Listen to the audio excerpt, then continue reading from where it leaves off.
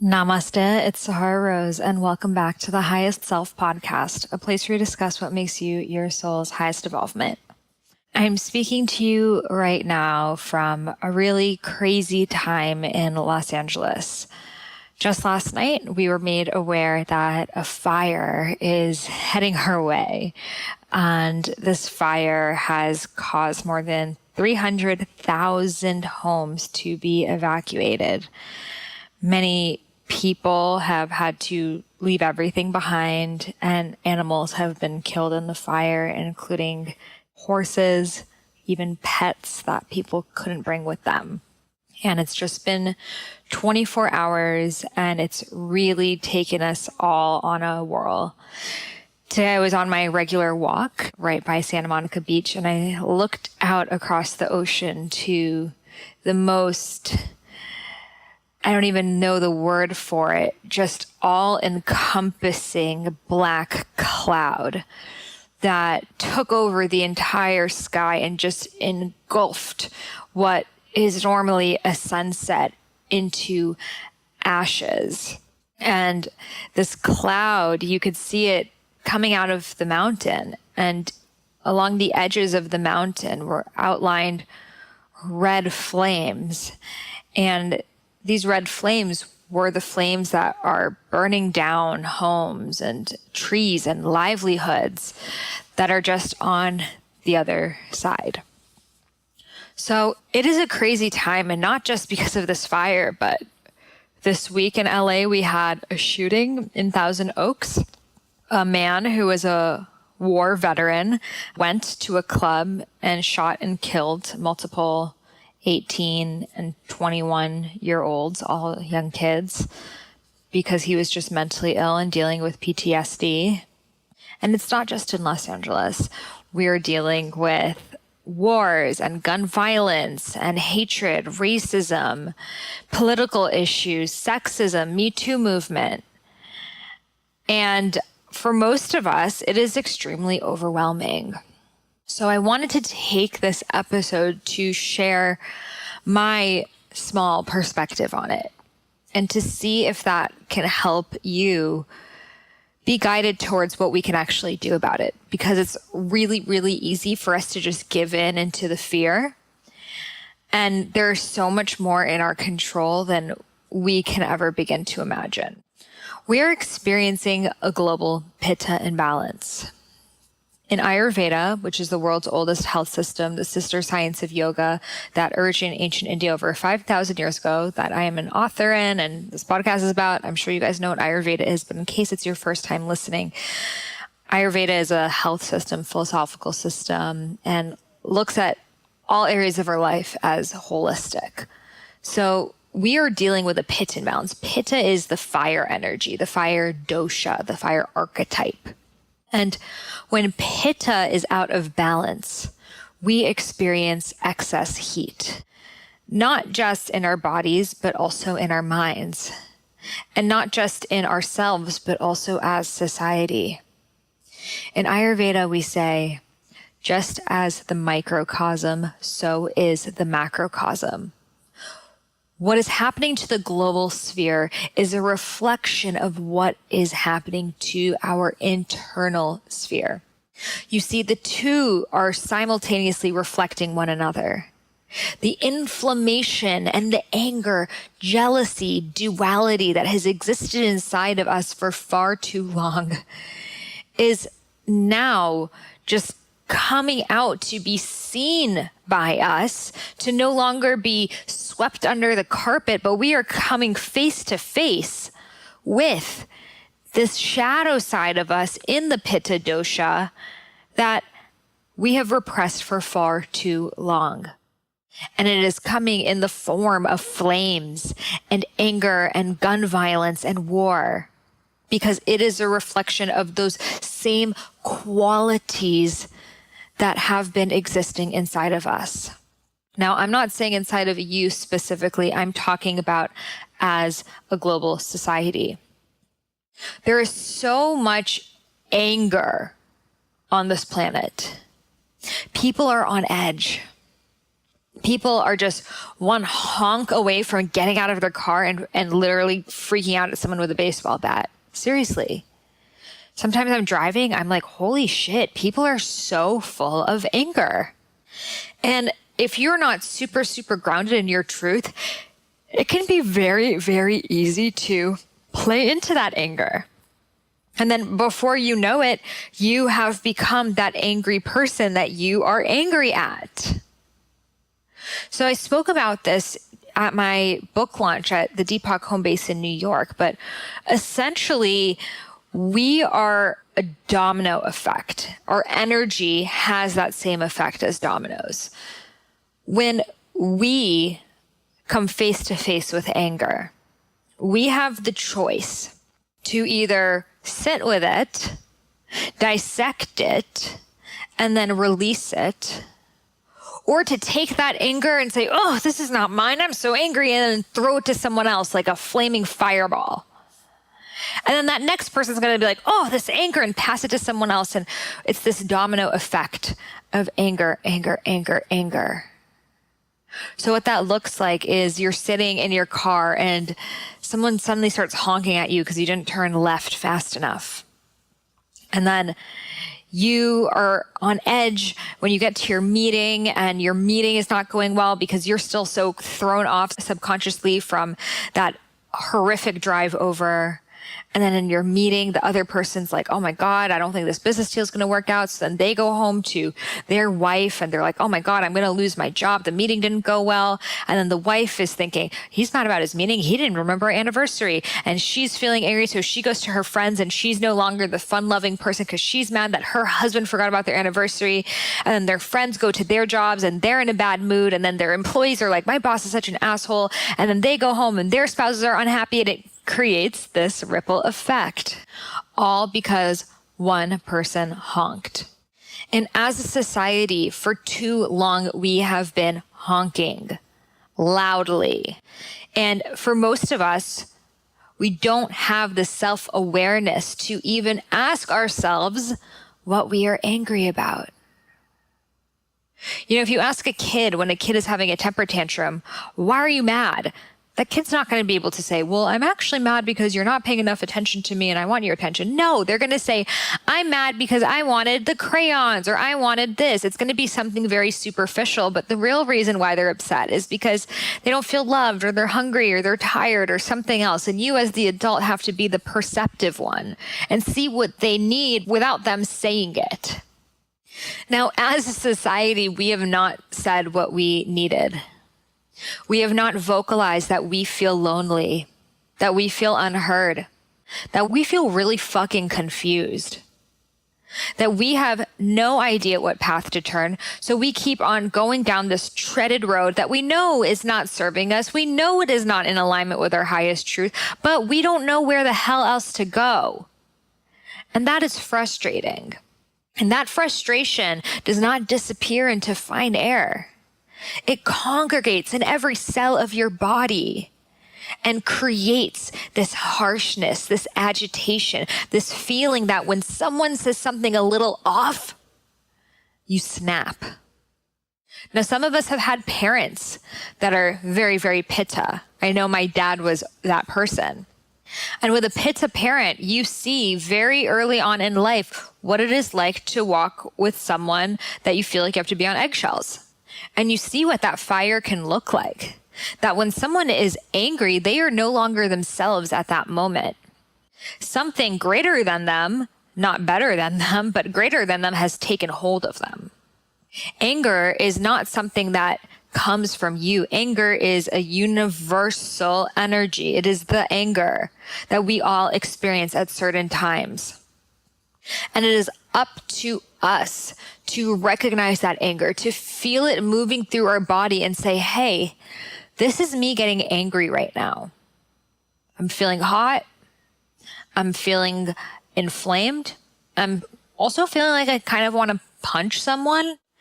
When you can just get into that state of awareness when you are experiencing an emotion without judging it, I'm not telling you to go, take a few breaths and tell that anger to go home and come back another day. No, I'm telling you to just observe it. Just notice what that anger feels like. Just really feel that anger. And for most of us, we're unwilling to, because it feels too hot, too heavy, too much to deal with. And at the core of it are shadows and wounds that we don't feel like we have the time or energy to really go to, because it's like opening up a can of worms that we don't know if we'll ever get to the bottom of. So we pass that anger to someone else, to our kids, to the coworker, to the person just trying to cross the street, because that anger is too heavy for us to deal with on our own. When you are lashing out at other people, that is your call for love. And when you see someone else lashing out, screaming, yelling, shouting, not making sense, all they really want is to be heard. And not by you per se, but really by themselves. Because anger is a really heavy thing to hold on to. And many of us have been holding on to anger for far too long. Most of this anger has come from our childhood, as well as our ancestry. We may be angry about things that we cannot even put into words. You may be angry about the way that people of your color are treated. You may be angry that if you have a vagina, you're not going to make as much money as someone with a penis. You may be angry that our society has basically set the systems up that you have to give your entire life to work just to pay your bills. You may be angry at our political system that literally doesn't do shit for us. There are a lot of things to be angry at, but you need to recognize it, because chances are that anger did not actually arise when someone cut you off. That anger has been living in you for far too long, dormant like a volcano whose lava is waiting to erupt because it doesn't want to sit with it anymore. And the only way to clear out that volcano is to go to its core, the place where the lava is emerging from. Get under the tectonic plates and see, where is this lava coming from? Where is the center of the earth where this is all arising? And that place may be when you were sexually abused, when your parents got divorced, when the love of your life cheated on you, when you were 7 years old and your mom says she'd pick you up from school and she never did. That anger won't just be in one place. It can be in many, many pockets and gravities within the earth. But we still hold on to it. And it continues to develop. So the Pitta imbalance that is happening as society is a direct correlation with the Pitta imbalance happening within us. So what do we do about it? Well, to heal a Pitta imbalance, you need to cool. Physically, you need to cool off. Don't get yourself all wound up. Instead, do something that allows you just to breathe a little slower. We so rush to go to the boxing class, the HIIT class, the most intense exercise they have. But really, to address this global Pitta imbalance, we need to become more friendly with our yin side. What does it feel like to just go on a long walk, to just stretch on your floor, to just meditate, to swim, to breathe? This is what your body really needs. And I'm not saying don't exercise anymore. You can still exercise. But if you're especially someone who's really Pitta, really on edge, feeling impatient, irritated, agitated, annoyed, frustrated, then I would say it's important for you at this time to take a step back from high intensity exercise and go towards something that is more cooling, relaxing, and restorative for your body. because the agitation that holding that plank or doing more push-ups is causing your physical body is actually creating stress in your mind, even if you are not aware of it. And that is why so many people these days have adrenal fatigue, which I've talked about in this podcast many times. That's something that I have been healing from myself for the past year. And adrenal fatigue comes when your cortisol level, your stress hormones have been up for too high and too long. Because our body was designed to deal with acute stress. It was meant to deal with, oh shit, a lion's coming, I gotta run. And then, whew, dodge that lion. I'm safe. The cortisol goes away. However, in our society, we are constantly running from lions. Who else feels like their job is putting out fires all day? You know, I was just at this conference and Gary Vaynerchuk was there. And he said that when he goes to customs and they ask him, what does he do for work? He says, I'm a firefighter, because he's just putting out fires all day. And I get it. It's true. But how pitta is that? Our job should not be putting out fires all day.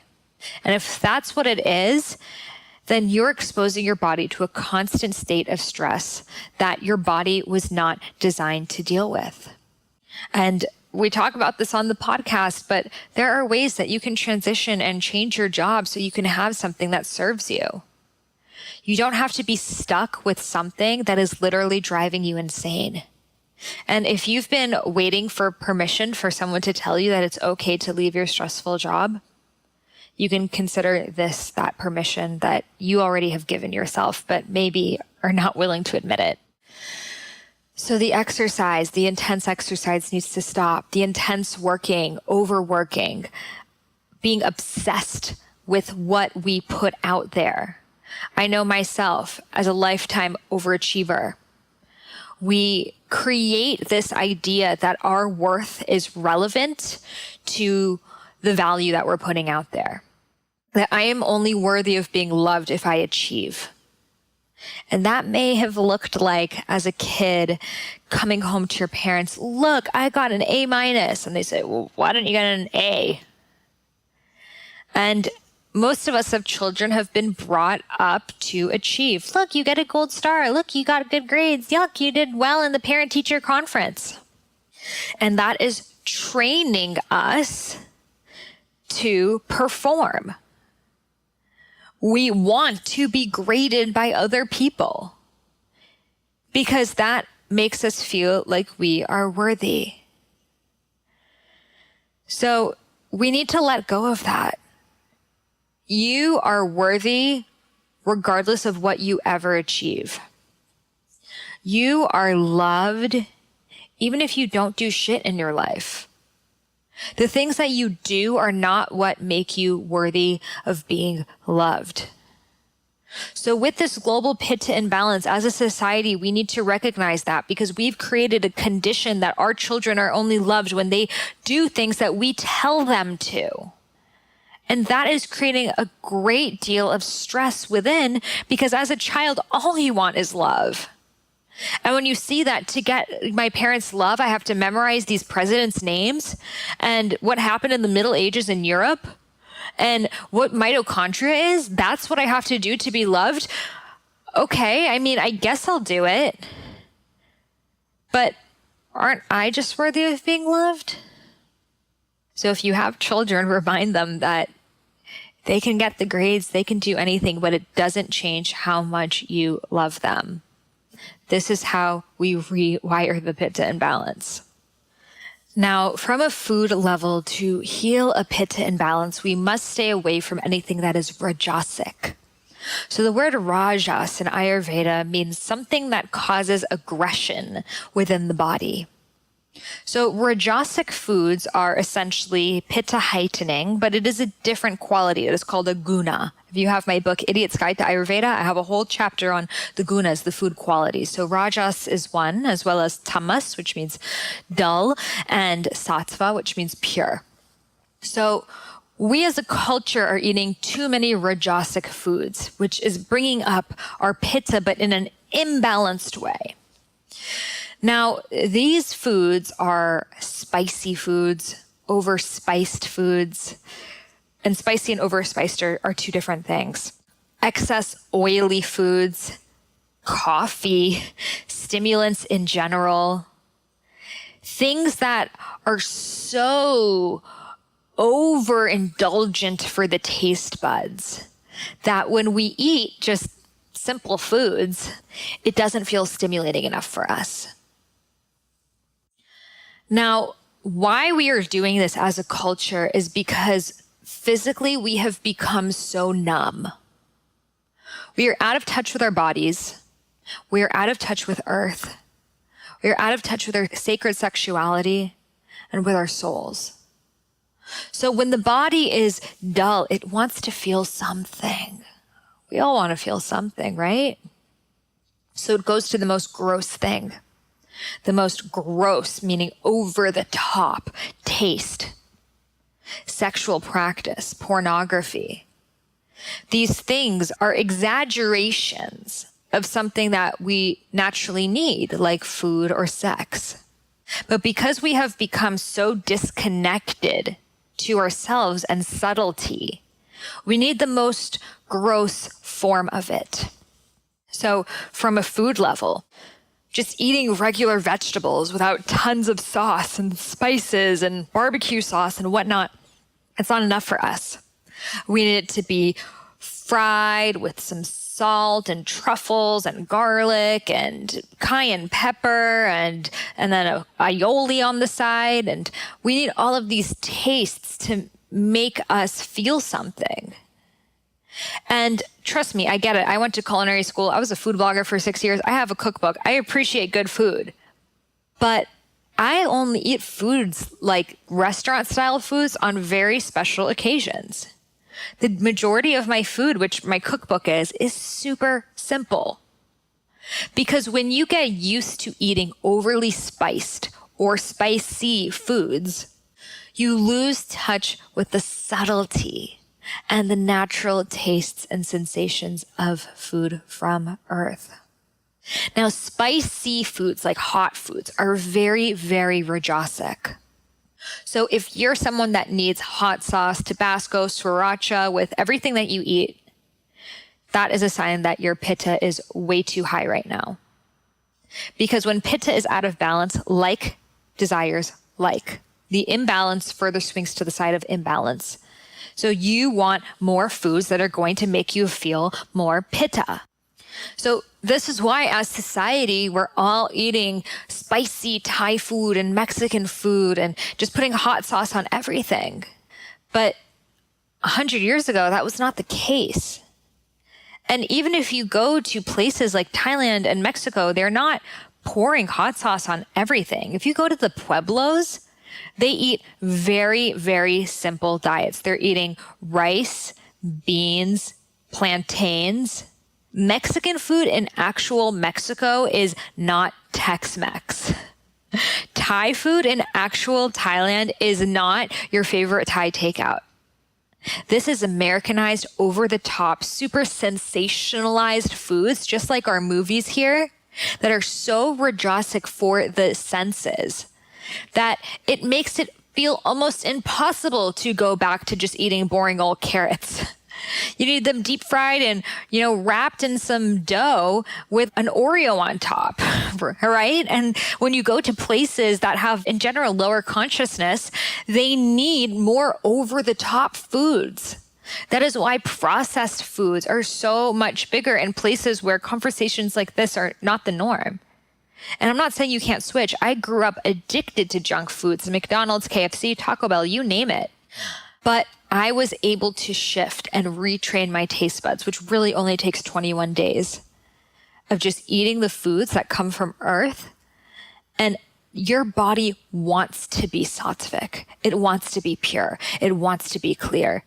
So when you just help your body by getting rid of those over-the-top sensational foods, you're going to see after 21 days of not eating them, you try it again, and you're going to say, wow, how the hell was I eating that? That is so spicy, that is so sweet, that is so salty, because you're going to be more in touch with the subtlety of food. And I'm sure for everyone listening, like you guys are already healthy people. So you remember what it's like to eat Pringles and candy and things that now you literally could not eat because your vibration is too high. Your cells are too high frequency that they no longer match with that gross of a taste. So you already know what it's like. For most of us listening, we are the ones who have perhaps parents or friends or someone in our lives that really have this Pitta imbalance. But I don't think it's the people listening to this podcast. We're the ones who are meant to help those people. But I think a lot of people listening to this podcast do this thing, drinking coffee. Now, drinking coffee is extremely imbalancing for Pitta. It is very, very rajasic. Why? Because coffee is essentially Pitta juice. It is highly, highly stimulating, and it makes you move faster, quicker, stronger. It makes you go over the top and talk like this and want to do a million things at once, and that is actually the opposite of what a Pitta really needs. So if you feel like coffee is really what gets you going and it makes you feel like yourself, then you need to get off the coffee so you can actually get in touch with yourself. And I know when you drink a lot of coffee and you don't have it, you feel like you're dull or numb. But you're not a dull or numb person. This is just the weaning off of a drug, essentially. And I know coffee comes from earth and coffee can be medicinal in its own ways. In Ayurveda, we do recommend we don't recommend, but we say it is possible for a kapha to drink coffee because they're so sluggish that bit of caffeine and energy can help them. But if you have a Pitta imbalance, coffee is the exact opposite of what you need. So as a society, we are drinking way too much coffee.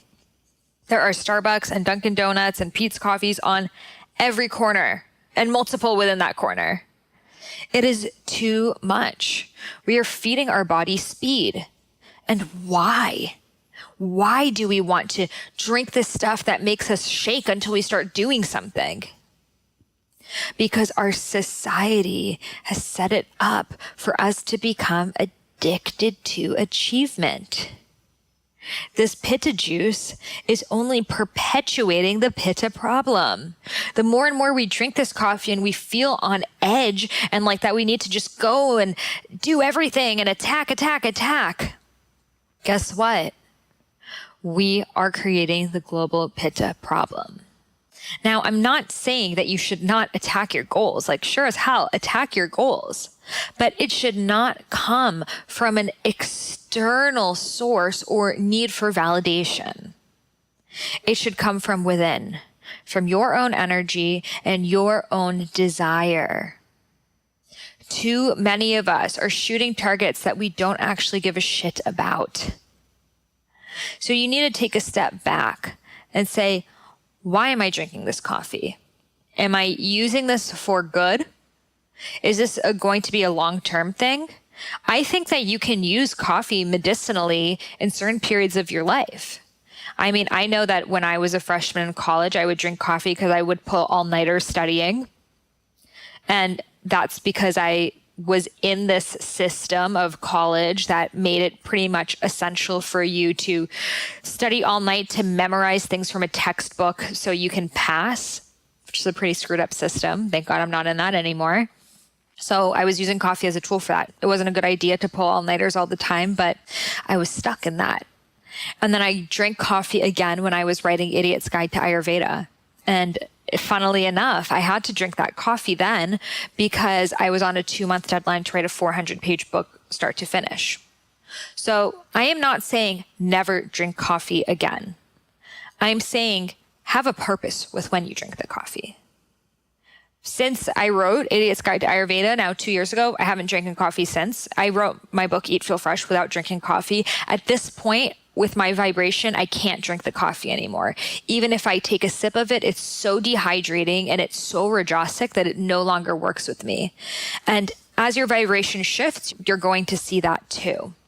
And now I take different herbs, adaptogens. I drink my rasa coffee, which has ashwagandha, shatavari, medicinal mushrooms. I have my 4 sigmatic mushrooms. I take my Ayurveda mood formula. I do so many other things that naturally give me energy that I don't need coffee anymore. And this doesn't take energy from my energy reserves like coffee does, but this allows me to utilize my own natural source of energy and create true everlasting energy that comes from within. So if you're drinking a lot of coffee, try to wean off. And for some of us, it may be cold turkey. You may say, you know what? I'm addicted to this coffee and I don't want to be addicted to this anymore because that means it has control over me. So I'm going to stop this right now. And for others of you, you may just love the taste of it and the feeling of it. And you have this little coffee morning ritual and you really don't want to give that up. So I would say, then have half a cup of coffee. And then maybe you're doing it every other day. And then maybe it's just something you do on the weekends. And then after that, maybe it's just something you do on special occasions when you're out. Just wean yourself off and replace it. Replace it with the adaptogens, with the mushrooms, with something else that is really going to serve you and not imbalance the pitta. And if you see others around you, I know people who drink 6 cups of coffee a day. These are the people that you need to help educate. And don't do it in a daunting, aggressive way because, again, that fear and the shame is going to further fuel the pitta, and that's not what we want to do. Maybe bring that person some adaptogen, some Rasa coffee or 4-Sigmatic, and say, hey, I'd love for you to try this. It's a really good coffee alternative. I've been trying it myself, and it's made me feel so much better. Don't force it on anyone. Allow them to come to their own state of evolvement.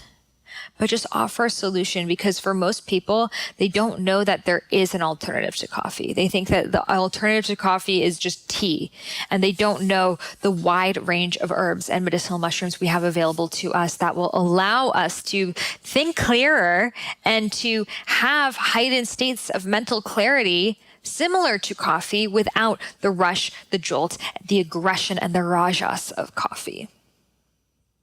So what we want to have instead of these spicy foods, these stimulants, this coffee, excess garlic as well. Garlic is very rajasic. Why is it a rajasic? Well, in the ancient yogic times, they said that garlic lowers your vibration. So when I was writing Eat, Feel Fresh, my contemporary plant-based Ayurvedic cookbook, I was like, I want to look into that. How does that make sense?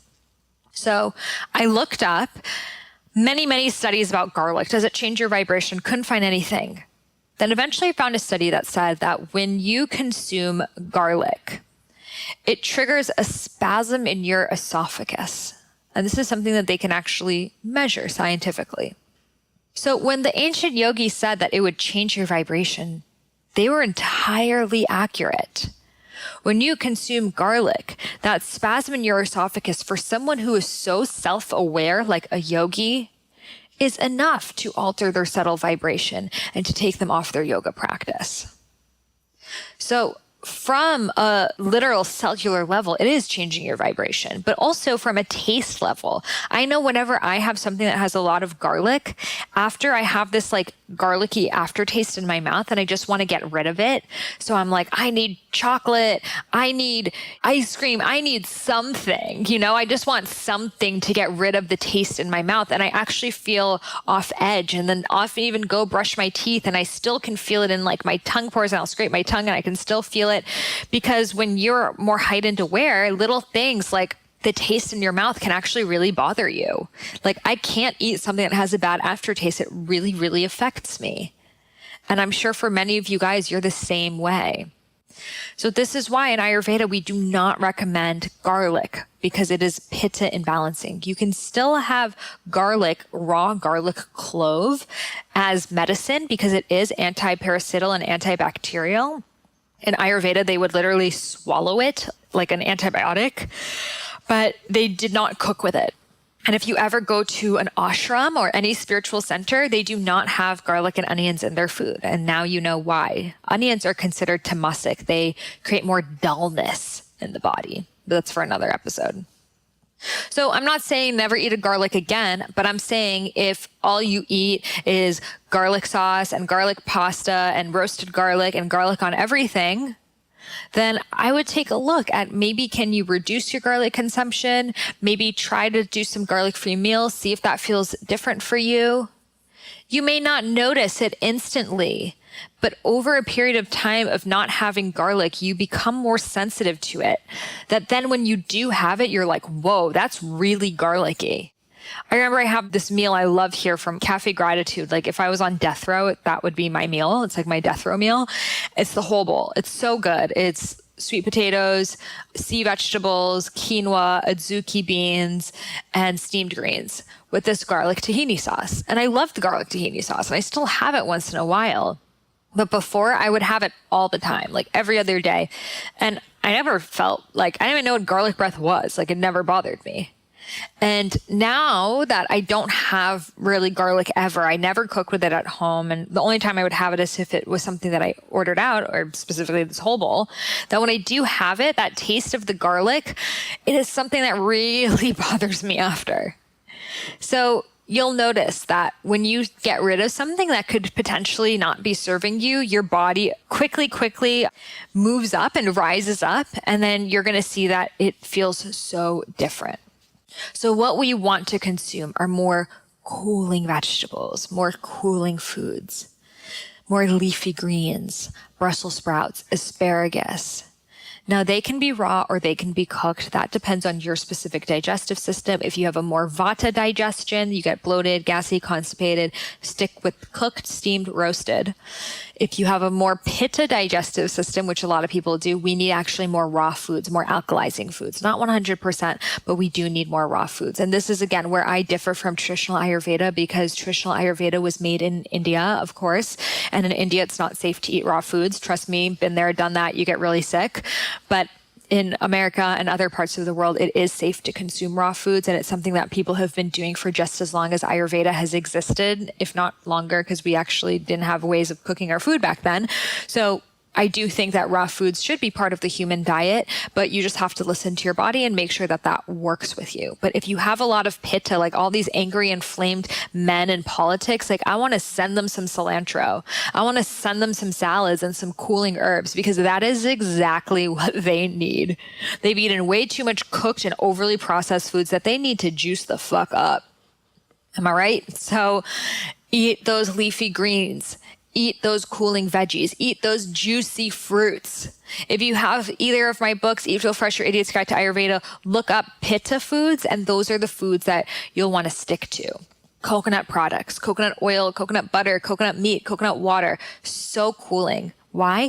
Coconuts naturally grow around the equator, the part of the world that is the hottest, because nature provides us with the foods that we need to come back into balance. Coconuts don't grow in Russia. They don't grow in Alaska.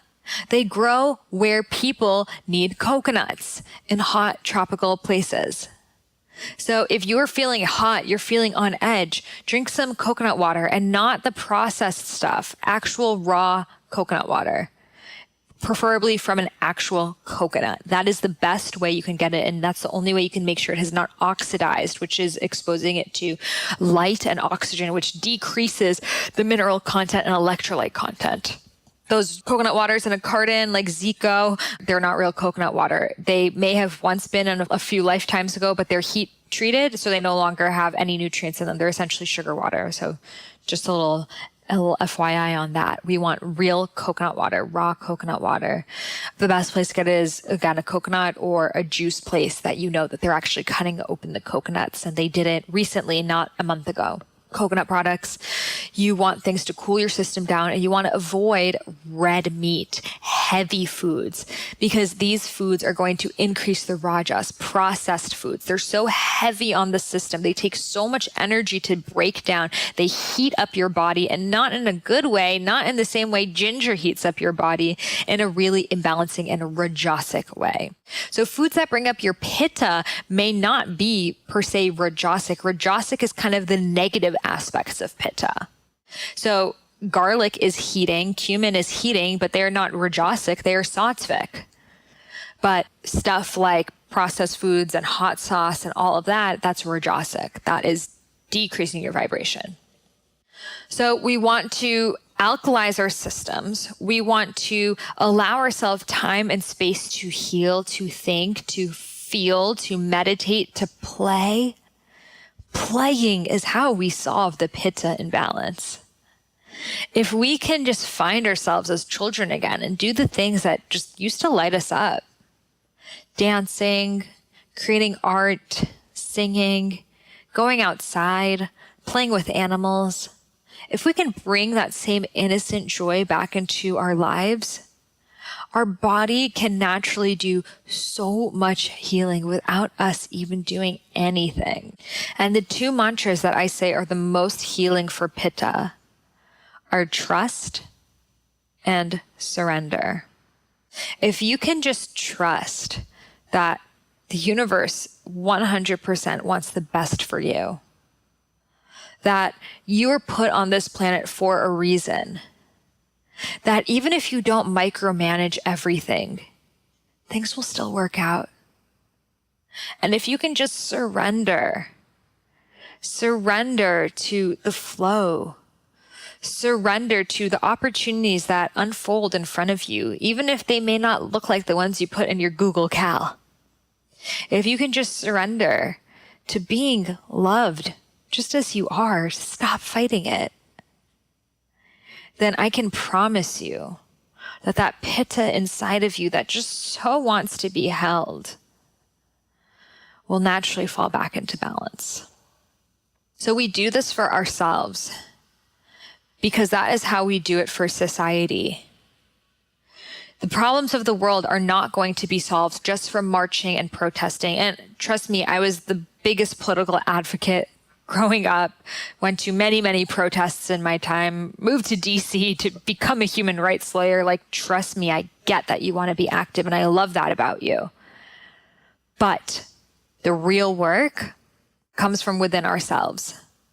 Because if we can shift our consciousness, if we can drop the anger, if we can stop screaming and yelling at the politician and instead realize that that is giving into the fear, that is feeding the fire. And when we feed the fire, guess what? It's only going to get bigger and spread. We will not beat Donald Trump with Donald Trump tactics. We will not beat this fire by adding more fire to it. We have to rise above it. We have to change our thoughts, change our vibration, change our emotional state, but also take responsibility. Don't wait for someone else to come solve the problem. Don't say, well, I'm not perfect yet, so I can't get involved. Do the work within so you can do the work without. Because I see too many good people thinking that they're not good enough. Too many spiritual people keeping all that juju stored up in their kundalini box. We need to bring the work out there. We meditate so we can take that meditation to others. And again, that doesn't come from screaming and yelling, you need to meditate, bitch. It comes from going to our schools.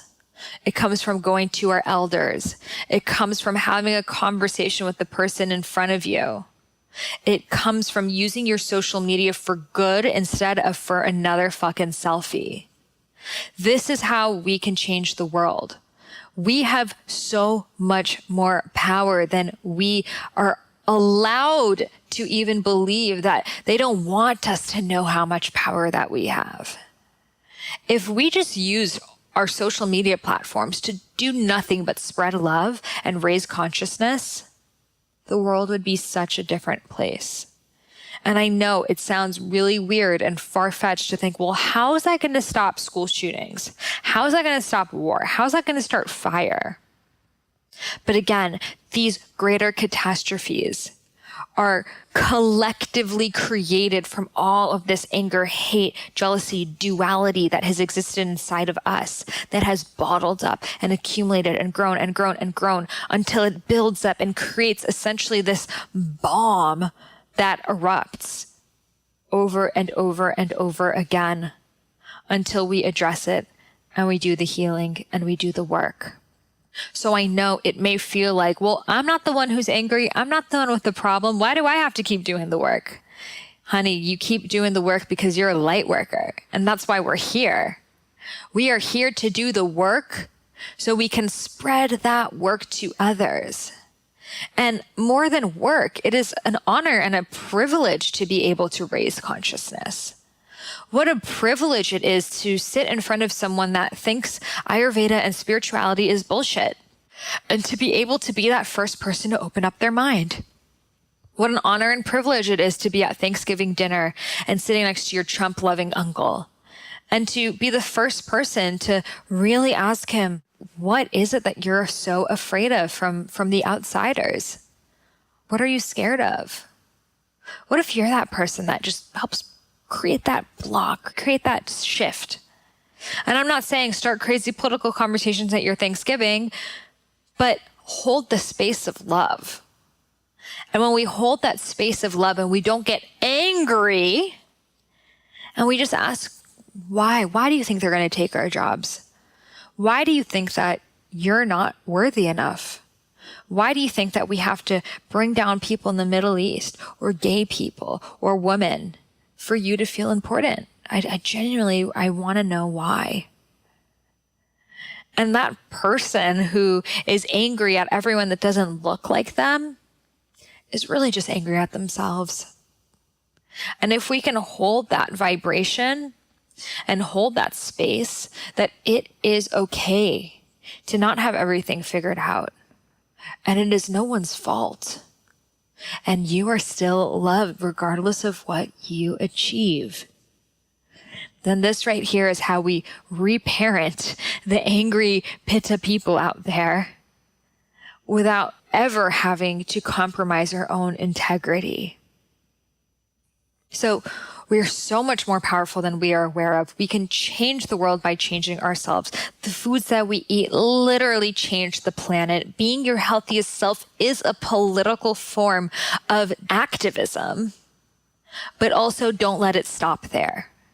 Take that green juice, take that energy, and bring it out into the world. Use your social media platform for good. Spark up a conversation with someone with love. And keep on vibrating positivity.